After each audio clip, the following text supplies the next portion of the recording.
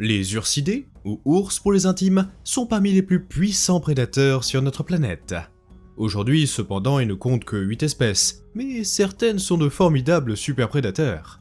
Ils sont même devenus les plus grands prédateurs terrestres actuels, occupant plus de la moitié du top 10, avec l'ours polaire en tête bien sûr, pouvant parfois peser plus d'une tonne. Outre leur taille, ils disposent aussi d'un arsenal redoutable qui leur permet de coloniser presque tous les continents, à l'exception de l'Antarctique bien sûr, de l'Australie et de l'Afrique.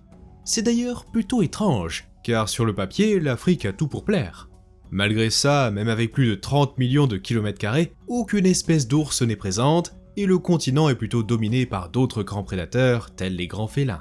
Cependant, comme vous vous en doutez, cela n'a pas toujours été le cas. Ainsi, pendant une bonne partie de son histoire, y compris assez récemment d'ailleurs, l'Afrique abritait plusieurs espèces d'ours, le plus remarquable étant le gigantesque Agriotherium. En entendant ce nom, vous pourriez penser à un autre ours géant plus connu, l'Arctotherium.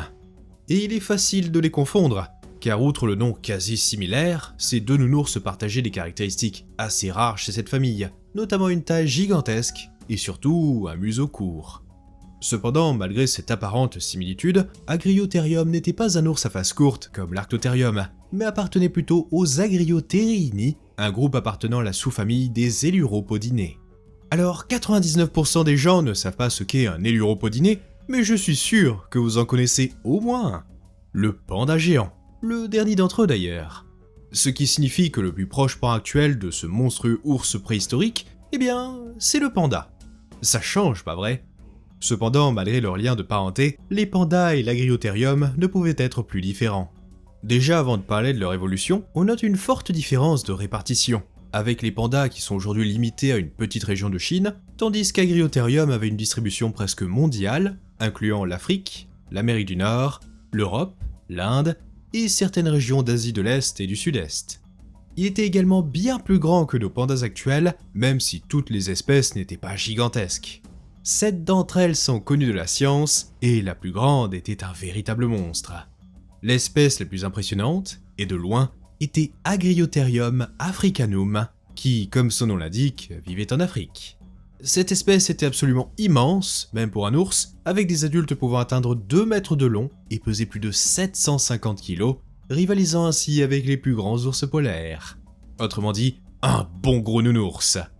Il aurait même été le plus gros prédateur terrestre africain durant toute son existence, éclipsant ainsi les grands félins. On peut même supposer qu'à l'âge adulte, une telle taille le mettait à l'abri de la plupart des autres prédateurs, tout en faisant de lui un chasseur redoutable. Ceci fut renforcé par une morsure la plus puissante de tous les ours connus. Grâce à un crâne large et plutôt court, il pouvait concentrer une énorme pression sur ses molaires, générant ainsi plus de 4500 newtons, presque 2 fois celle d'un ours polaire ou d'un grizzly, et assez puissante pour broyer un fémur humain. Malgré ça, pendant longtemps, certains paléontologues pensaient qu'il était plutôt un paisible géant. En effet, chez les ours actuels, les espèces ayant une morsure relativement faible sont plutôt des prédateurs, alors que ceux qui ont les morsures les plus puissantes sont souvent plutôt des végétariens, comme son cousin le panda par exemple, qui utilise ses 2600 newtons pour broyer les tiges de bambou. De plus, la forme du crâne d'Agriotherium leur fit aussi penser à celle du babouin Gelada, un primate principalement herbivore, renforçant ainsi cette hypothèse. Heureusement, grâce à la découverte de nombreuses dents et des analyses isotopiques sur celles-ci, les scientifiques purent en déduire son régime alimentaire. Agriotherium africanum aurait donc été un omnivore, consommant à la fois divers végétaux et de la viande. Ses canines à la fois grandes et tranchantes indiquaient une utilisation offensive, dirons-nous, qui, couplée à sa puissance de morsure, aurait pu aisément trancher les chairs. Mais même avec ces nouvelles preuves, l'idée d'un ours prédateur géant était loin de faire l'unanimité, et donc, même s'il est certain qu'Agriotherium était partiellement carnivore, il n'aurait pas été un chasseur. Certains paléontologues proposèrent plutôt qu'il aurait été un charognard, celui-ci beaucoup trop lent pour chasser à cause de ses membres pas très bien adaptés pour la course. À la place, il aurait compté sur sa grande taille pour intimider d'autres prédateurs, comme la loutre géante Enidriodon, l'Homotherium ou encore le Dinophélis, et ainsi voler leur prise. Une fois la carcasse sécurisée, il aurait utilisé sa morsure pour briser les os, un peu comme les hyènes, pour accéder à la délicieuse moelle osseuse. Cette hypothèse fait plutôt sens, Mais aujourd'hui, la majorité des paléontologues pensent plutôt qu'il était à la fois charognard et prédateur actif, capable de prendre par surprise certaines proies lentes, comme le ferait un grizzly par exemple. L'Afrique abritait à cette époque une mégafaune très diverse, avec de nombreux animaux massifs et pâteaux, des proies de choix pour notre nounours sous stéroïdes. Grâce à sa taille et sa puissance, Agriotherium aurait pu s'attaquer à de grandes proies, comme de jeunes éléphants, des stégodons, des hippopotames, des rhinocéros ou des calicotères. Même les petits mammifères n'étaient pas à l'abri, car certains ours actuels, n'étant pourtant pas réputés pour être de bons chasseurs, tels l'ours lipu, furent occasionnellement observés en train de tuer des proies de petite taille. Ceci amena donc à une hypothèse que je trouve très intéressante. Il est possible qu'Agriotherium ait chassé certains de nos ancêtres, comme les australopithèques, ces derniers ayant vécu à la même époque et au même endroit. D'autres primates auraient aussi pu passer à la casserole, tels Theropithecus, Gorgopithecus, divers Cercopithecodea et même des figures familières, telles des chimpanzés préhistoriques. Clairement, cet ours n'avait rien à voir avec ses cousins actuels. Ceci encore renforcé par le fait qu'il est le seul ursidé connu à avoir colonisé l'Afrique subsaharienne, avec des fossiles retrouvés de l'Éthiopie jusqu'à l'Afrique du Sud. Vous auriez pu le rencontrer au sein des forêts, savanes et plaines herbeuses du sous-continent et en compagnie d'une grande diversité d'animaux. Outre les exemples cités plus tôt, vous avez une abondance de bovidés, serpents, équidés, giraffidés, divers petits ongulés, félins, hyènes, suidés, oiseaux, crocodiliens et bien sûr des tonnes d'insectes. Cela n'est qu'un faible échantillon de la biodiversité qu'il côtoyait, étant donné que l'Afrique possédait, et possède toujours, une faune incroyablement diversifiée.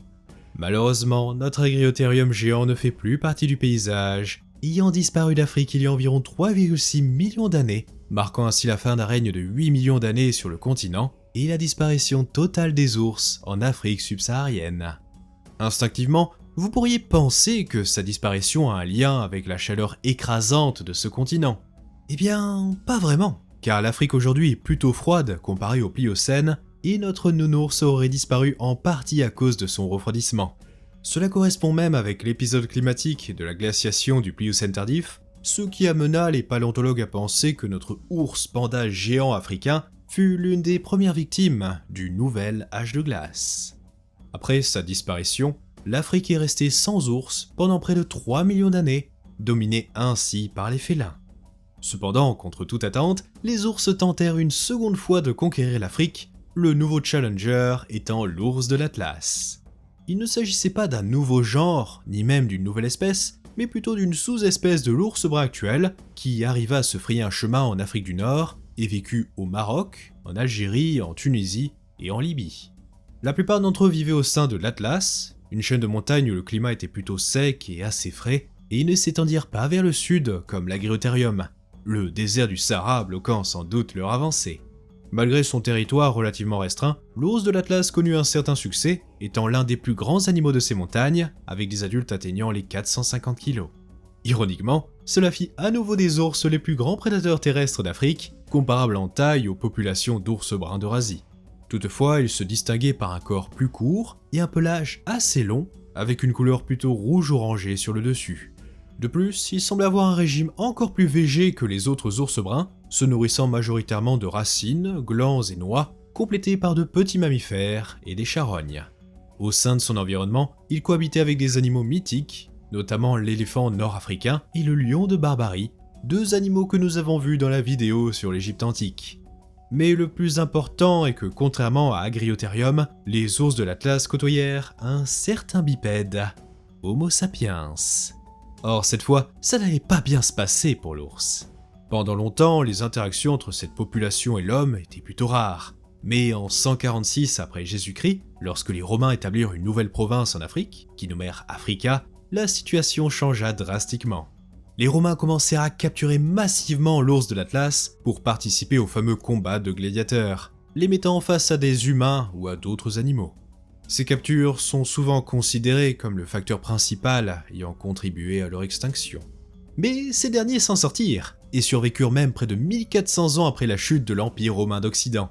Malheureusement, cet animal finit par disparaître, et pas de cause naturelle. Ce fut plutôt la popularisation des armes à feu au Maghreb qui finit par les anéantir. Avec un fusil, les humains pouvaient chasser sans risque ces puissantes bêtes, Et si c'est facile, pourquoi se priver, pas vrai? La situation s'aggrava d'autant plus avec les captures destinées aux zoos, aux muséums et aux collectionneurs à travers le monde. Au final, l'espèce fut déclarée éteinte en 1870, après que le dernier ours de l'Atlas connu fut abattu dans les montagnes près de Tétouan, au nord du Maroc, marquant ainsi la fin des derniers ours africains. Même s'il n'était pas une espèce à part entière, sa disparition fut une véritable tragédie, car l'ours de l'Atlas était vraiment fascinant. Déjà, ce seraient les ours de l'Atlas, car deux lignées bien distinctes coexistaient, les clades 5 et les clades 4. Or, d'après l'ADN mitochondrial, les ours du clade 5 étaient virtuellement des ours bruns ibériques, rien de spécial. Mais en revanche, le clade 4 choqua les généticiens, car ces ours étaient eux très différents du clade 5, voire même de tous les autres ours européens. En effet, toujours selon l'ADN mitochondrial, ils partageaient davantage de cet ADN avec les grizzlies d'Alaska et même avec les ours polaires. Comment un ours africain peut bien porter de l'ADN mitochondrial de grizzly? Bien qu'il existe des rumeurs concernant sa survie, il est toutefois peu probable que l'ours de l'Atlas réapparaisse pour répondre à cette question. Dans tous les cas, l'Afrique subsaharienne est aujourd'hui isolée par le vaste désert du Sahara. L'Afrique du Nord est particulièrement aride depuis 10 000 ans déjà, et le continent en général est entouré d'eau. Donc Simba peut encore dormir sur ses deux oreilles, et l'Afrique restera la terre des grands félins encore un bon bout de temps. Mais les ours ne sont pas les seuls animaux à avoir donné naissance à des espèces terrifiantes par le passé, et certaines créatures aujourd'hui considérées comme adorables, tels les dauphins ou les loutres, étaient aussi d'impressionnants superprédateurs par le passé.